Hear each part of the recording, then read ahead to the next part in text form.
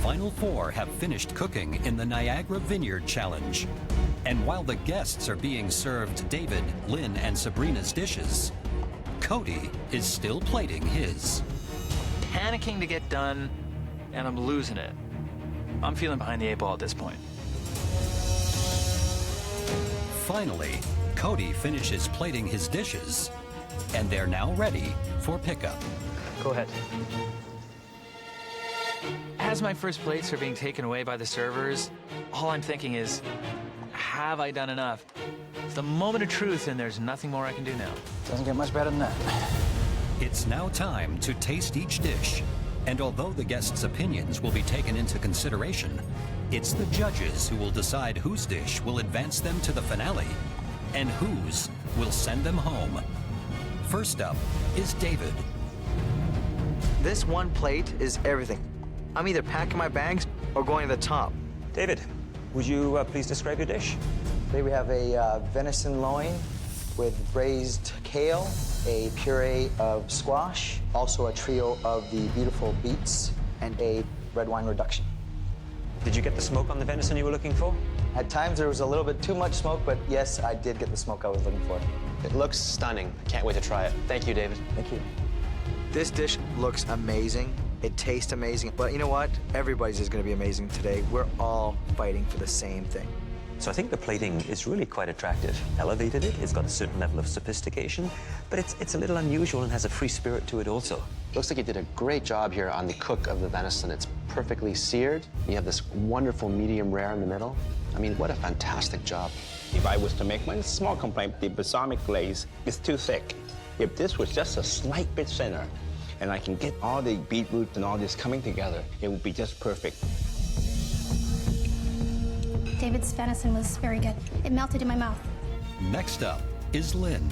I hope the judges recognize in my dish that I've worked very hard with my plating and that my flavors are there. For you today, I've made a butter pan seared squab breast, and it's served alongside Riesling, maple, and apricot glazed carrots on a mushroom ragu. It looks fantastic.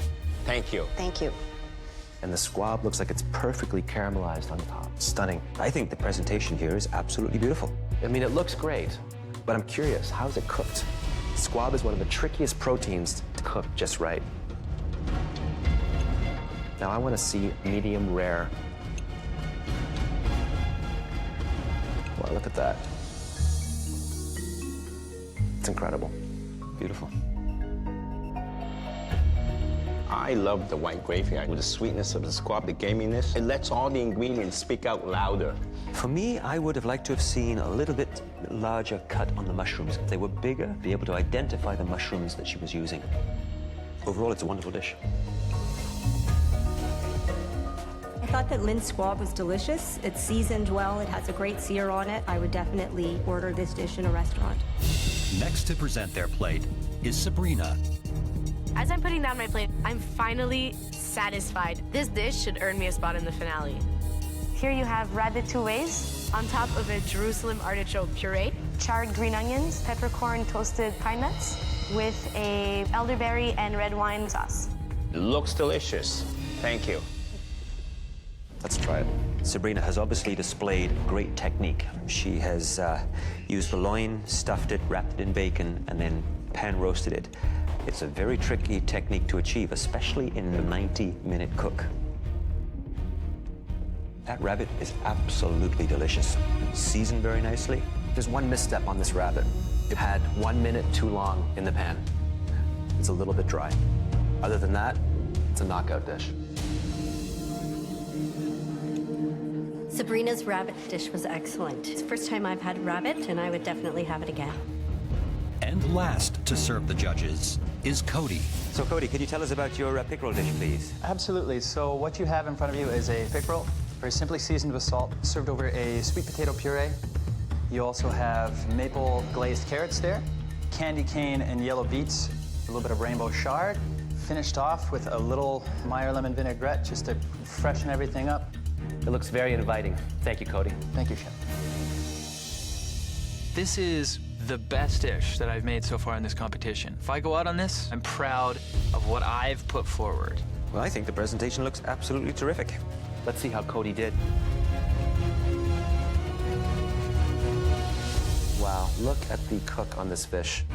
It is like a sheet of glass. I mean, I don't think you can get a better cook on a piece of fish. You're right, Claudio. He has cooked that fish beautifully.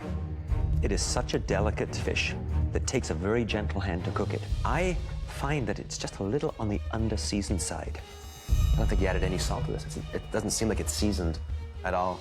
I would say that my piece of fish is fairly well seasoned.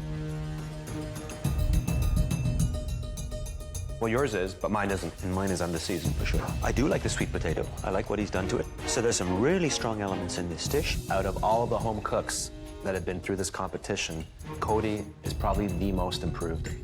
Just a hit of salt would have elevated everything on this plate.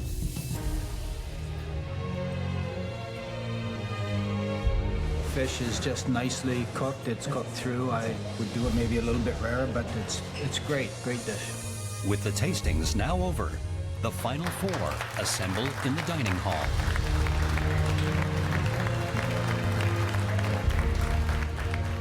Home cooks, today you were challenged to create a delicious meal using local bounty of this beautiful Niagara region, and you all did an extraordinary job.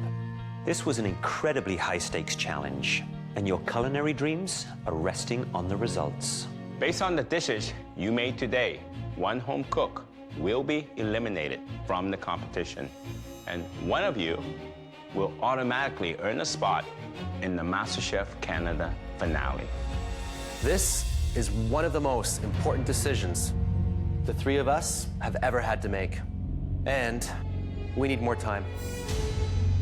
We will reveal the outcome tomorrow, back in the MasterChef Canada kitchen. We'll see you there. Really? We don't find out until tomorrow? I'm not gonna get a wink of sleep tonight.